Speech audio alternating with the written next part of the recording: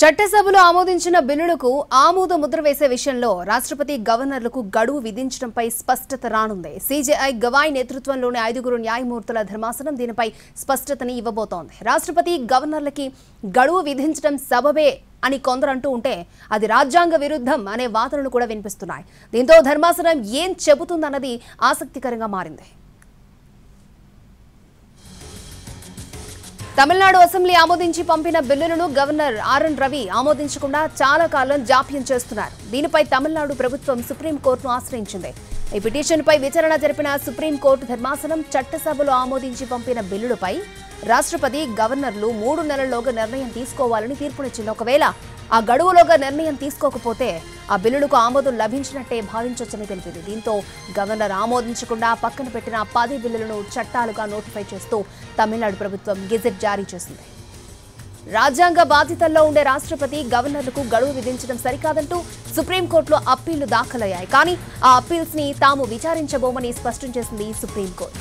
మరోవైపు రాజ్యాంగంలోని ఆర్టికల్ 143 కింద తనకు సంక్రమించిన అధికారాలపై సుప్రీంకోర్టుకు 14 ప్రశ్నలను సంధించారు రాష్ట్రపతి ద్రౌపది ముర్ము.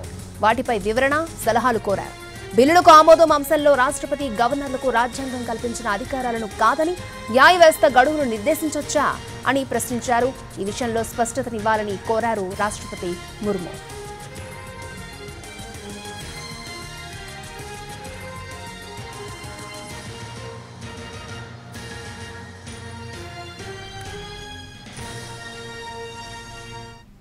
చట్టసభలు ఆమోదించిన బిల్లులకు ఆమోద ముద్ర వేసే విషయంలో రాష్ట్రపతి గవర్నర్కు గడువు విధించడంపై స్పష్టత రానుంది. సీజేఐ గవాయ్ నేతృత్వంలోని 5 న్యాయమూర్తుల ధర్మాసనం దీనిపై స్పష్టతని ఇవ్వబోతోంది. రైట్, పూర్తి డీటెయిల్స్ అందించడానికి మా ప్రతినిధి రాజు మనకి ఢిల్లీ నుంచి లైవ్ లో అందుబాటులో ఉన్నారు. Raju, over to you.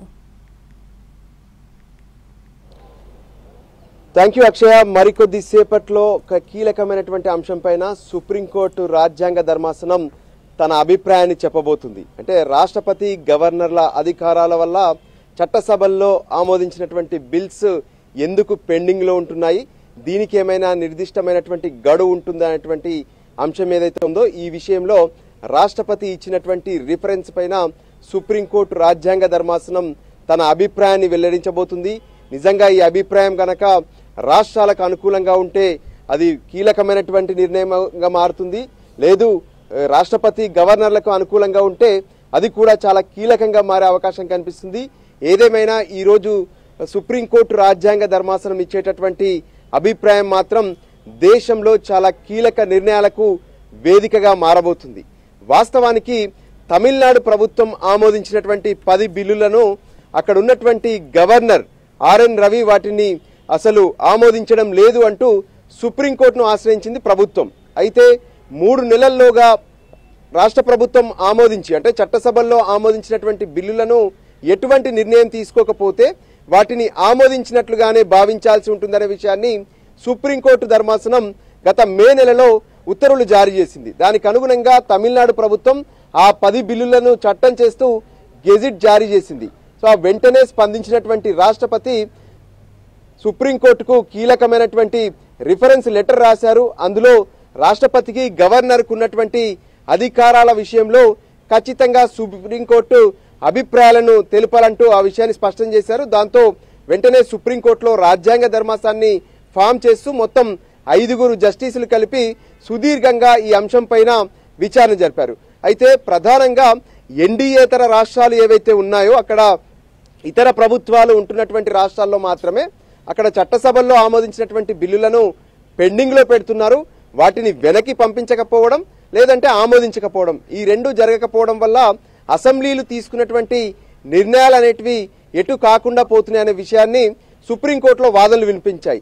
Tamil Nadu ప్రభుత్వం, వెస్ట్ బెంగాల్, దాంతో పాటు తెలంగాణ ప్రభుత్వం కూడా ఇక్కడ వాదనల్లో ఉంది. తెలంగాణలో కూడా బీసీ బిల్లులకు సంబంధించినటువంటి రిజర్వేషన్ల అంశం గవర్నర్ తో పాటు రాష్ట్రపతి వద్ద పెండింగ్ లో ఉన్నటువంటి విషయం అందరికీ తెలిసిందే.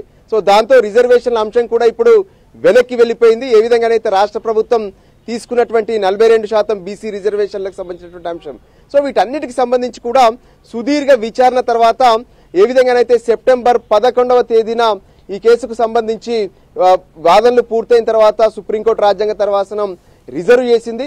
ఈ రోజు మరికొద్ది సేపట్లో దీనికి సంబంధించినటువంటి అభిప్రాయాన్ని వెల్లడించబోతున్నారు.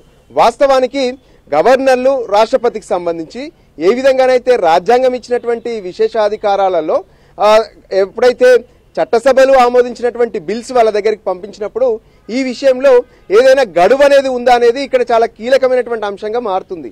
అంటే ఆ అంశాన్ని పరిశీలించడంతో పాటు 3 నెలల్లోగా వెనక్కి పంపాలని చెప్పి గతంలో సుప్రీంకోర్టు ఆదేశాలు ఇచ్చినప్పటికీ కూడా ఇప్పుడు ఆ అంశం అనేది కీలకం కాదు, దానిపైన విచారణ జరపట్లేదు, ఇంతకీ అధికారాల పైన మాత్రమే తమ అభిప్రాయాన్ని వెల్లడిస్తామని చెప్పి సుప్రీంకోర్టు స్పష్టం చేసింది. వాస్తవానికి ఈ నెల 23వ తేదీన రిటైర్డ్ అవుతున్నటువంటి chief justice of India B R Gavai నేతృత్వంలో ఉన్నటువంటి రాజ్యాంగ ధర్మాసనం ఈ రోజు తెలిపేటటువంటి అభిప్రాయం మాత్రం చాలా కీలకంగా మారబోతుంది. రేపే చివరి వర్కింగ్ డే అని చెప్పుకోవచ్చు జస్టిస్ బిఆర్ గవాయికి. సో ఈ నేపథ్యంలో ఎటువంటి అభిప్రాయాన్ని వెల్లడించబోతున్నారు ఈ 5 సభ్యులు మొత్తం కూడా అనేది చాలా ఉత్కంఠగా ఎదురు చూస్తున్నారు. ఎందుకంటే తెలంగాణతో పాటు తమిళనాడు, వెస్ట్ బెంగాల్ లాంటి రాష్ట్రాల్లో గవర్నర్లు కావాలనే బిల్లులను ఆపేస్తున్నారు, నిలుపుదల చేస్తున్నారు. దీనికంటూ ఒక సమయం లేకపోతే ఆయా రాష్ట్రాల్లో ప్రజలు ఎన్నుకున్నటువంటి ప్రభుత్వాలు తీసుకునేటటువంటి నిర్ణయాలకు విలువ లేకుండా పోతుందంటూ కోర్టులో అటు సీనియర్ అడ్వకేట్స్ ఎంతో మంది కూడా తమ వాదనలను రాజ్యాంగ ధర్మాసనం ముందు వినిపించారు. అయితే కేంద్ర ప్రభుత్వం తరపున భారత అటార్నీ జనరల్ వెంకటరమణి మాత్రం కొన్ని కీలకమైనటువంటి అంశాలను ఇక్కడ తీసుకువచ్చారు. ఎందుకంటే భారత రాజ్యాంగం ఇచ్చినటువంటి విశేషాధికారాల ప్రకారం రాష్ట్రపతి, గవర్నర్లకు కోర్టులు అంటే ఏ విధంగానైతే రాజ్యాంగంలో వ్యవస్థలు అనేటివి వేరుగా ఉన్నాయి, రాజ్యాంగ ధర్మాసనం వేరు, న్యాయ వ్యవస్థ వేరు, ఇవి పనుల విషయంలో కూడా విభజనలు ఉన్నాయి. ఖచ్చితంగా న్యాయ వ్యవస్థ రాజ్యాంగ వ్యవస్థను ప్రశ్నించడానికి వీల్లేదు. పైగా ఈ గడువుల విషయంలో కూడా పలానా సమయంలో పూర్తి చేయాలనేటువంటి విషయాన్ని కూడా న్యాయ వ్యవస్థలు రాజ్యాంగ ధర్మాసనాన్ని అంటే ఏ విధంగానైతే రాష్ట్రపతిని, గవర్నర్లను ఆదేశించడానికి వీల్లేదంటూ తమ వాదనలు వినిపించారు. సో ఇరువైపులా వాదనలు పూర్తయినటువంటి నేపథ్యంలో మరికొద్ది సేపట్లో సుప్రీంకోర్టు రాజ్యాంగ ధర్మాసనం వెలువరించేటటువంటి అభిప్రాయం మాత్రం చాలా కీలకంగా మారుతుంది. అటు రాష్ట్రాలు మొత్తం కూడా ఆసక్తిగా ఎదురు చూస్తున్నాయి. గవర్నర్లు ఏ విధంగానైతే బిల్లులను పెండింగ్ పెట్టేటువంటి అంశం మాత్రం రాష్ట్రాలకు ఇబ్బందికరంగా మారుతుంది. అదే ఎన్డీఏ అధికారంలో ఉన్నటువంటి రాష్ట్రాల్లో మాత్రం సులువుగా గవర్నర్లు తమకు అనుకూలంగా నిర్ణయాలు తీసుకునేటువంటి ఆరోపణలు కూడా కనిపిస్తున్నాయి. ఈ నేపథ్యంలో మరికొద్ది సేపట్లో సుప్రీంకోర్టు రాజ్యాంగ ధర్మాసనం ఓకే రాజు.